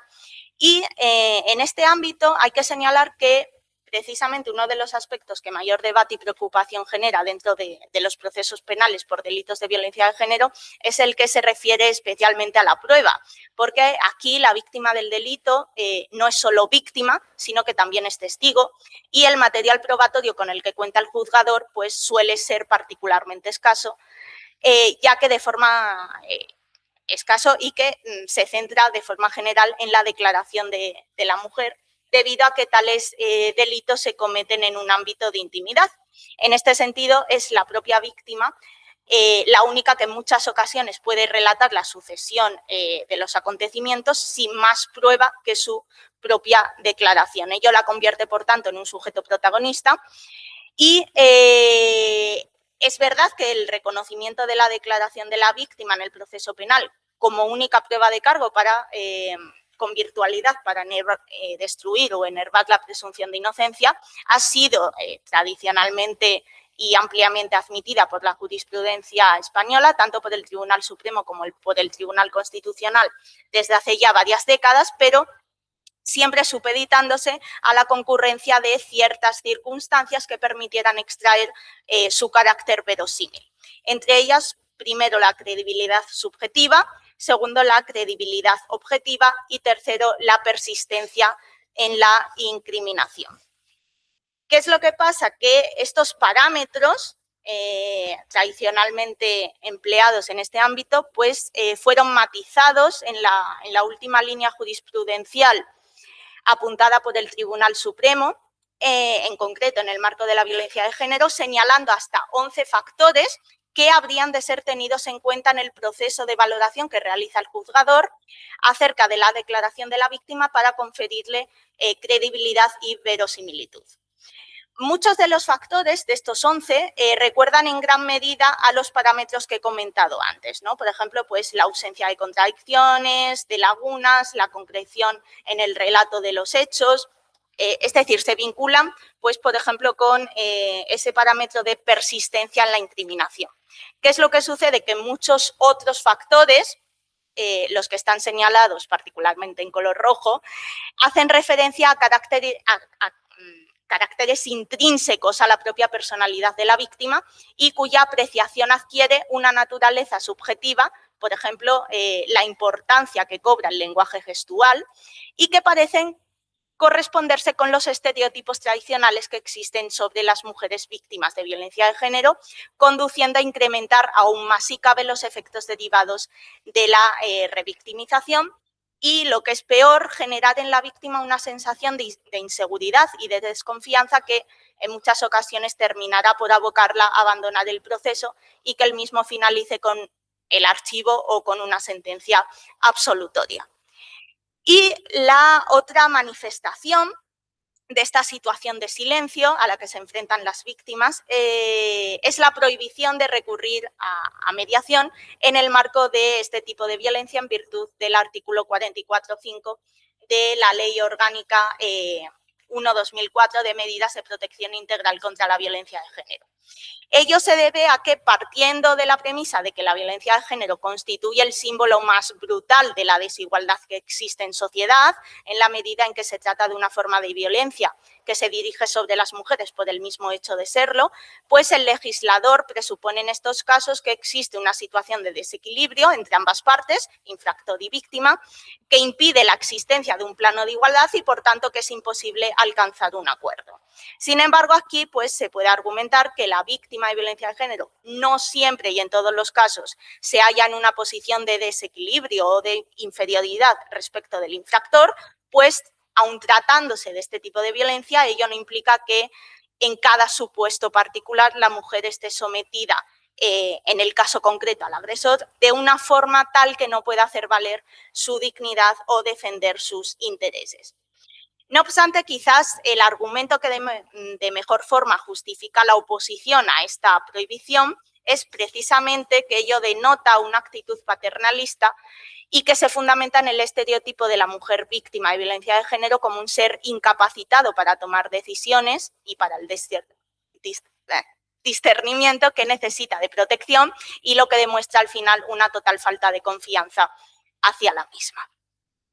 Así pues, en la medida en que la mediación penal, como práctica más destacada dentro de la corriente de la justicia restaurativa, pretende el redescubrimiento de la víctima, su revalorización y la devolución del papel protagonista que realmente tiene en la solución del conflicto penal, así como su reparación además integral por el daño ocasionado, permitir decidir a la mujer participar en este tipo de prácticas contribuye a su empoderamiento al no reducir ni anular su capacidad de decisión sobre si realmente desea acceder a los servicios de justicia restaurativa. De hecho, sin perjuicio de que dentro del propio movimiento feminista la mediación penal no está exenta de recelos, voces de la doctrina especializada anglosajona en el marco del pensamiento feminista del derecho conciben la mediación como una manifestación de esa necesaria feminización de la justicia en relación con la existencia de esos estereotipos y prejuicios que aún existen en el ámbito judicial y ello porque pensemos que el sistema de mediación marca distancia con la naturaleza adversarial del litigio que se somete al cauce jurisdiccional por medio del proceso judicial, posibilitando que a través del diálogo la mujer pueda expresar sus sentimientos, emociones, a la vez que manifestar pues, sus propios intereses y necesidades, o dicho con otras palabras, pues sentirse escuchada y validada. De este modo, es posible identificar uno de los elementos que conecta la mediación con el movimiento feminista, que es el empoderamiento y la promoción de la capacidad para la toma de decisiones. En este sentido, el feminismo comparte con la filosofía que subyace a la mediación, en primer lugar, esa oposición al modelo de justicia adversarial que caracteriza el proceso judicial, y a los flujos clásicos de poder, pero también destacando esa especial relevancia que cobran los intereses y las necesidades de las partes. Bien, y ya para concluir, pues comentar que a través de estas manifestaciones que hemos analizado dentro del sistema de justicia penal en España, en las que se materializa el fenómeno de victimización secundaria en el ámbito de la violencia de género, pues vemos cómo ese sistema legal y judicial es permeable a los prejuicios y estereotipos sociales que acaba, en definitiva, limitando el ejercicio del derecho de acceso a la justicia de la mujer. Y hemos identificado esas ideas preconcebidas, ¿no?, que existen sobre la víctima de este tipo de violencia y que en síntesis se traducen en una visión paternalista de tutela y de falta de confianza hacia su capacidad de decisión y entendemos que ello no hace sino intensificar esa revictimización y reproducir aquello contra lo que efectivamente se intenta combatir, ¿no? Que es la desigualdad estructural. La consecuencia directa es que la voluntad de estas víctimas deviene irrelevante, convirtiéndose en voces silenciadas que se sitúan en los márgenes de una justicia que no atiende a sus necesidades reales. Y finalizo como acabo, pues subrayando esa idea del necesario empoderamiento y revalorización dentro del proceso penal, recuperando su verdadero protagonismo a través del carácter emancipatorio del derecho, no ya como un instrumento de conformidad, sino como un instrumento de subversión de la realidad social desigual. Y por mi parte, pues volver a agradecer y, por supuesto, al público asistente. Muchas gracias.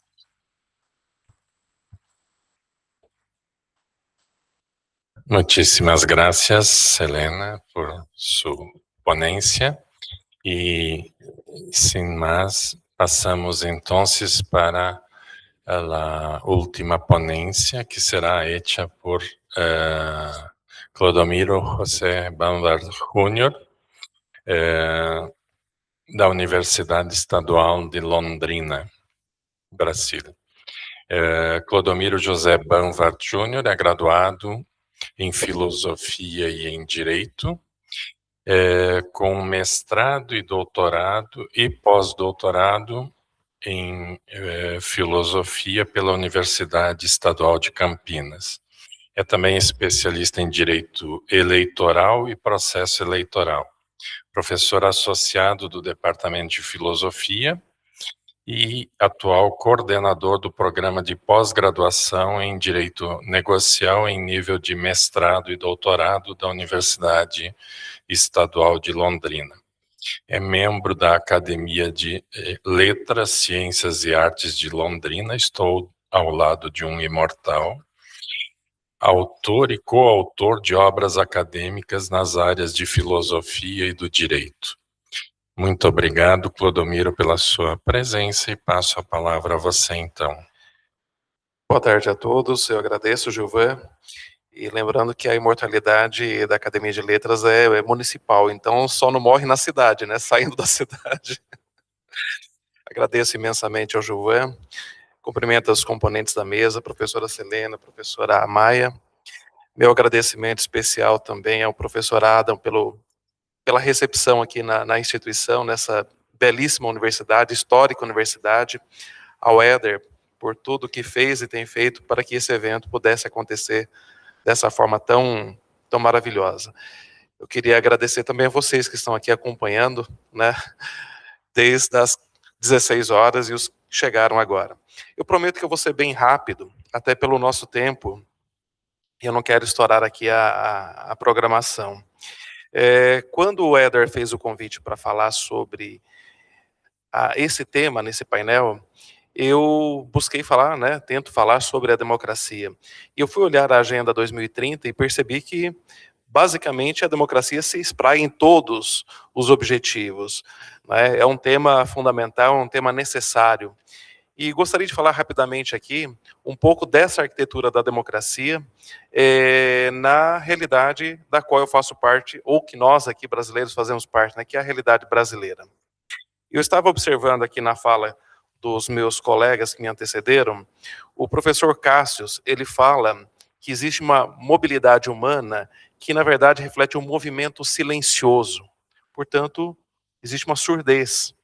A professora Amaya, ela fala do ponto cego da exclusão. Portanto, toca na questão da ausência de visão. E a professora Selena, ela fala da ilusão da justiça cega, também usando uma referência da visão. Então, como todos estão falando de capacidades sensoriais, né, da surdez, da cegueira, a minha fala vai um pouco na questão do emudecimento da palavra na esfera pública. Portanto, eu vou tomar aqui a perspectiva do mudo, né?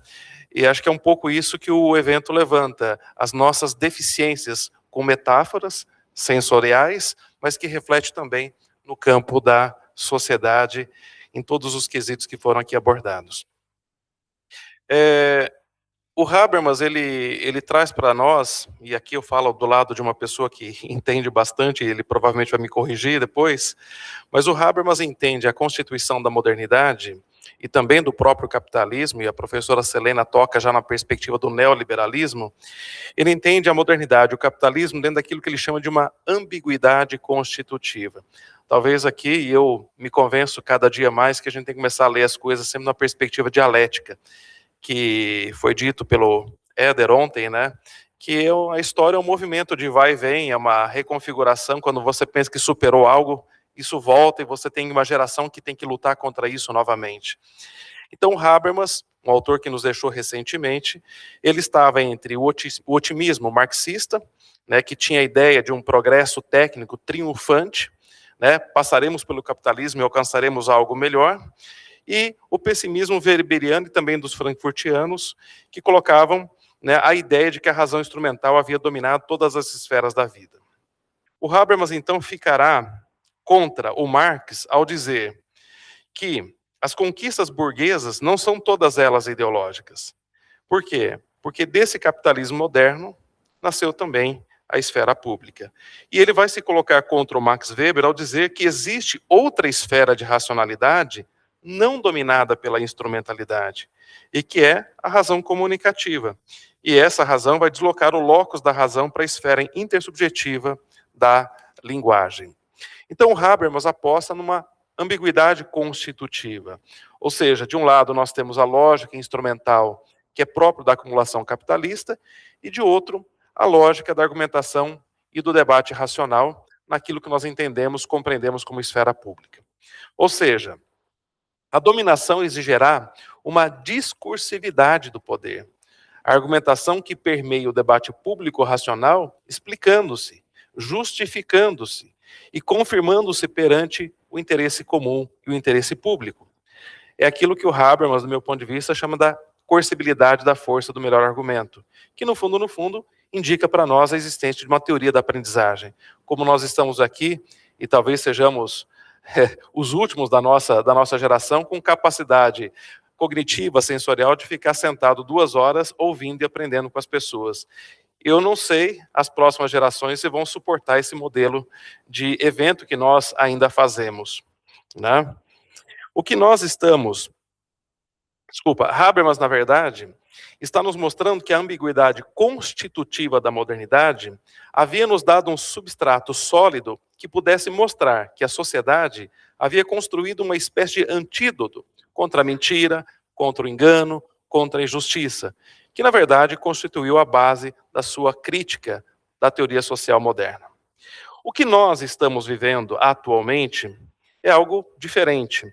Parece que nós estamos diante do casamento entre o capitalismo financeiro, que sobrepõe o capitalismo produtivo, e o Vale do Silício, que está parindo o capitalismo infofinanceiro ou um capitalismo digital. Estamos diante do instrumento de dominação mais eficiente já inventado, as redes sociais, sobre o domínio de empresas privadas. Portanto, o que está em risco hoje é justamente uma parte dessa ambiguidade constitutiva da modernidade, a esfera pública. Esse espaço onde ocorre o debate público, mantenedor do equilíbrio da política e também das instituições jurídicas. E é esse cenário, me parece, de tudo que eu ouvi nesse evento, onde nós estamos centrados. Quer dizer, todas as nossas discussões caminham para esse cenário. Um cenário em que nós estamos vendo um risco de desmoronamento das instituições que nós construímos ao longo da modernidade. E aqui eu lanço uma questão.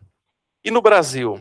Será que no Brasil, e para os brasileiros presentes, me ajudem na resposta, será que de fato nós conseguimos, tal como Habermas coloca, fazer a construção de uma modernidade dentro dessa perspectiva de uma ambiguidade constitutiva? Né? Será que nós parimos um capitalismo, né, tal como foi feito na Europa, e também uma esfera pública, tal como colocado pelo Habermas? E aí nós temos pistas, e até eu falava ontem, né, pistas negativas, porque se nós lemos, por exemplo, o Sérgio Buarque de Holanda, em Raízes do Brasil, que é um weberiano, ele vai dizer que não. Se a gente lê mais recentemente o professor Marcelo Neves, que leu o Habermas, vai dizer que, no fundo, o que nós mal conseguimos construir foi uma modernidade periférica. Então, nós ficamos numa ambiguidade ainda maior. Por quê? Porque talvez essa ambiguidade constitutiva do Habermas não caiba na nossa realidade, na nossa história brasileira. Talvez a gente tenha que colocar um outro termo no lugar, uma ambiguidade talvez disruptiva, alguma coisa diferenciada. Até porque, se nós acompanharmos esses autores que tentam trazer uma explicação teórica à teoria social brasileira, nós vamos perceber que, de fato, nós estamos ou na periferia ou no estado de não modernidade. E é interessante, né, porque quando a gente assiste às aulas do professor Gilvan, né, vendo essa diferença entre modernidade e pós-modernidade, e muitas vezes discussões sobre a pós-modernidade no Brasil, numa realidade que você questiona se esse país, de fato, construiu a própria modernidade. Né? Então fica esse cenário bastante latente e que exige algumas respostas. Mas o que eu gostaria de trazer aqui rapidamente, até porque o tempo urge, apenas destacar alguns aspectos que tocam nesse momento que nós vivemos, em especial no Brasil, dessa modernidade talvez inacabada brasileira, e que nós somos diretamente afetados nesse espaço da esfera pública, onde movimentamos o debate político e também as reflexões de cunho jurídico. Talvez uma das questões que mais nos tocam hoje e que foi muito tratada aqui dentro desse evento é a polaridade algorítmica. Isso é muito interessante, porque nós hoje temos sociedades tão dicotômicas, né, tão rachadas. A polaridade algorítmica, ela é, de certa forma, uma mediação social realizada pela linguagem ordinária. A nossa mediação social, que antes era realizada por uma linguagem ordinária, passou a ser feita por uma mediação algorítmica, ou seja, uma estrutura lógico-matemática. E não podemos esquecer, o algoritmo, ele é o quê? Ele é binário, porque ele é comandado por uma estrutura lógico-formal, que se opõe à dialeticidade da própria vida.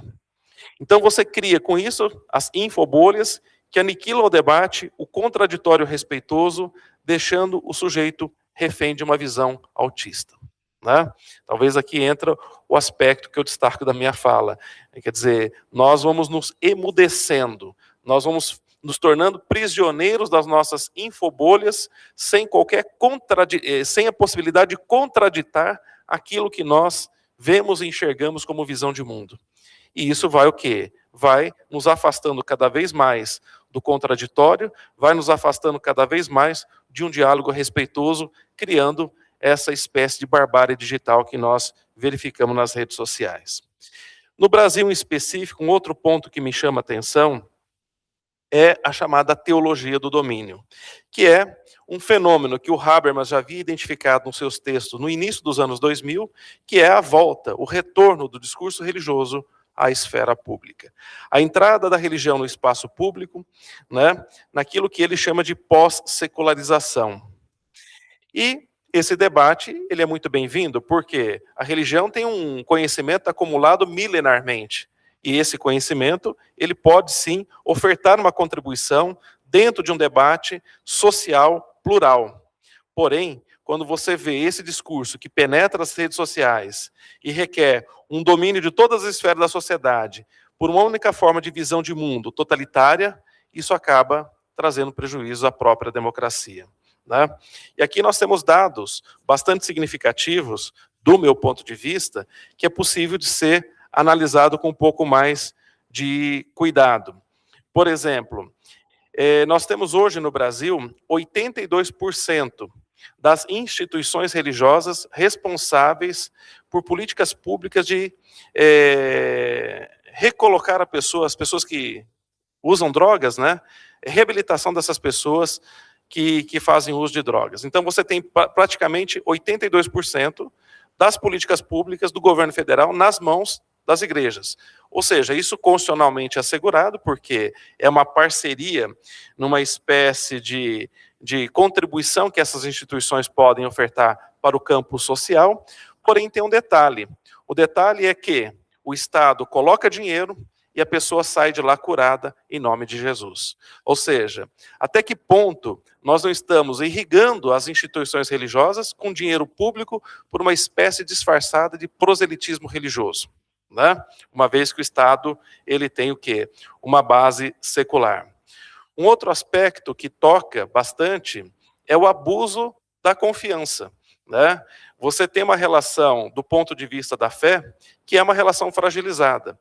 Eu e o professor Gilvan, nós escrevemos um livro durante a pandemia, cujo título é Entre a Vida e a Morte, o que nós colhemos no caminho? Discussões filosóficas e teológicas no momento de crise da existência humana. E, de fato, quem é de nós que não tem fragilidade diante de questionamentos acerca da nossa própria existência, né? Quem é que não se depara com uma situação difícil de responder, sabendo que um dia, pela toda a eternidade, nunca mais abriremos os nossos olhos para enxergar esse mundo?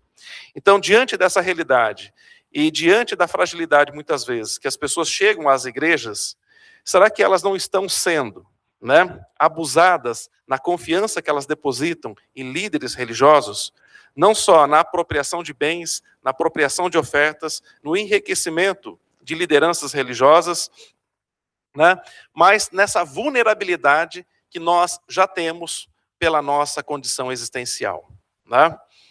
E aí tem, inclusive, li recentemente, né, se não seria possível, Éder, né, se não seria possível começar a aplicar o CDC nessas relações, né? Por quê? Porque é quase que uma relação de consumo, é um produto simbólico, mas que tem ali um elemento mercadológico, muitas vezes, e numa relação de extrema vulnerabilidade. E parece-me, tem uma aluna minha fazendo mestrado nesse segmento, que está pesquisando isso, para ver se descobre algum julgado nessa perspectiva, né, em que o fiel é colocado numa relação de vulnerabilidade, podendo, inclusive, atribuir responsabilidade objetiva às lideranças religiosas, né? Um outro aspecto, para tocar um pouco no que a professora Selena colocou, e também vai ao encontro do trabalho da professora Amaya, que é a questão da mulher, né? Essa relação, ela é muito fragilizada. Eu trouxe alguns dados colhidos agora em 2025, no que diz respeito à violência doméstica. 69% das mulheres evangélicas que sofrem abuso, que sofrem violência doméstica, olha bem, 69% elas buscam apoio na própria igreja. Elas não buscam apoio no Estado, elas buscam apoio na igreja e, na maioria das vezes, com discurso para que não rompa o matrimônio, né, que perdoe o marido e mantenha a mulher numa relação abusiva e de violência doméstica, sem que ela possa se emancipar dessa realidade. E um outro dado, 42,7% das mulheres evangélicas no Brasil que foram entrevistadas nessa pesquisa já disseram ter sofrido abuso ou agressão do próprio marido, quando não dos próprios maridos que são pastores ou líderes religiosos. Então aqui me vem à tona um aspecto que já havia sido tratado no Brasil pelo antropólogo Roberto da Mata, né, quando ele fala da nossa configuração da casa. Na casa do brasileiro entra de tudo, entra a festa, o carnaval, entra a quermesse, entra como que fala? O terço, mas não entra o debate público. Por quê? Porque nas nossas casas nós temos ainda um modelo patriarcal. Um modelo em que nós temos uma ausência completa de democracia. E talvez fique aqui para nós um aspecto importante. Antes, Gilvan, da gente democratizar o espaço público, talvez é fundamental democratizar o espaço privado. Democratizar as nossas próprias casas, onde acontecem os abusos. E para terminar aqui, não tomar o tempo de vocês, 2 outros aspectos para a gente encerrar. Talvez isso que nós vivenciamos hoje, né, nessa nova perspectiva de uma sociedade, de um espaço público digitalizado, isso está muito implicado também à necessidade que as pessoas têm de pertencimento. O professor Gilvan me convidou para ministrar um curso com ele no 2º semestre e me deu a missão de falar sobre o Axel Honneth. Eu até fui na livraria ali e comprei um livro para começar a ler. Né? E o Honneth é um autor que fala, né, que a nossa grande luta é pelo reconhecimento. Desde criança até a fase adulta, nós estamos lutando para o reconhecimento. Por quê? Eu só sou o que sou na medida que sou reconhecido por terceiros. Então, essa necessidade de pertencimento, ela está vinculada à crescente fragmentação social, que recoloca a necessidade de grupos de pertencimento e de reconhecimento. As redes sociais oportunizam as condições das pessoas sendo reconhecidas nas tribos digitais. Porém, fora delas, há o herege a ser combatido e queimado na fogueira digital. Para não evitar ser cancelado, a pessoa acaba muitas vezes impondo uma espécie de autocensura, né? E é o que nós verificamos, né, com essa ideia de que estamos numa realidade democrática, aberta, mas as pessoas preferem se calar para não serem queimadas digitalmente nas fogueiras da Inquisição da modernidade. E por último, um ponto importante é que vivemos hoje dentro desse espaço, dentro dessa guerrilha, né, uma espécie de guerra cultural. E não podemos esquecer que guerra cultural gera lucro, né? A polaridade gera engajamento e, por sua vez, gera dinheiro. Então, aposta na guerra cultural com teorias conspiratórias que prende o seguidor fiel, alimentando a sua raiva, o seu ressentimento e o seu ódio a granel nas redes sociais. Isso tem gerado muito dinheiro nessa nova modalidade do capitalismo. Na verdade, eu trago apenas algumas ideias gerais aqui para reflexão, não consegui aqui abordar cada uma delas como eu gostaria, mas em razão do tempo e respeitando aqui o nosso protocolo, eu encerro aqui e fico aberto para as questões, para as considerações de vocês. Muito obrigado. Professor Clodomiro, agradeço a sua contribuição, sempre muito significativa. Eu trabalhei muitos anos com uma pessoa chamada Leonardo Prota, um ex-sacerdote, professor da Universidade Estadual de Londrina, onde eu cheguei e trabalhei por 15 anos, e ele era natural de Sant'Angelo, um povoado próximo a Bari, e já estava há 30 anos no Brasil. E ele dizia que era difícil viver no modelo americano do fast food, que deveríamos adotar o modelo de uma cantina italiana para saborear os amigos, os pratos, o parlare. Leonardo, onde quer que você esteja, me desculpa, mas eu vou ter que, em nome de um prédio que vai fechar daqui a pouco, tolher o debate. São 18 horas, nós começamos atrasados aqui essa sessão, e lamentavelmente o saborear a discussão destas questões todas aqui trazidas não será viável neste momento. Eu gostaria de sugerir e até solicitar, por exemplo, a professora Maia, eu vou incomodá-la, perturbá-la, fazer contato, porque estou com uma direção de teses iniciada este ano exatamente sobre essas questões de uma pessoa que atua no Poder Judicial com situações de pessoas de rua. Então, não há como eu não perturbá-la ao longo desses próximos meses sobre um tema tão instigante, e até para aprender consigo e poder permitir que esta minha aluna possa também ter acesso à sua reflexão tão específica e tão bem construída. Da mesma maneira, cada um dos presentes aqui, conferencistas, muito obrigado por essas gotas de sabedoria, de pesquisa, de conhecimento, de investigação, e a minha sugestão é que depois nós possamos pegar os contatos, procurar o acesso para a leitura dos artigos, né? Nós vamos publicar através do evento com o editorial Dickinson um livro das conferências, de todos os professores que aqui estiveram e também de outros colegas professores destas universidades, e que nós possamos, e esses livros são open access, então, que possamos saborear isso que não se pode fazer neste momento aqui. Mas como isso vai demorar até o final do ano, a gente pensei que você ia fazer o convite para a gente ir realmente para uma cantina para poder continuar, né?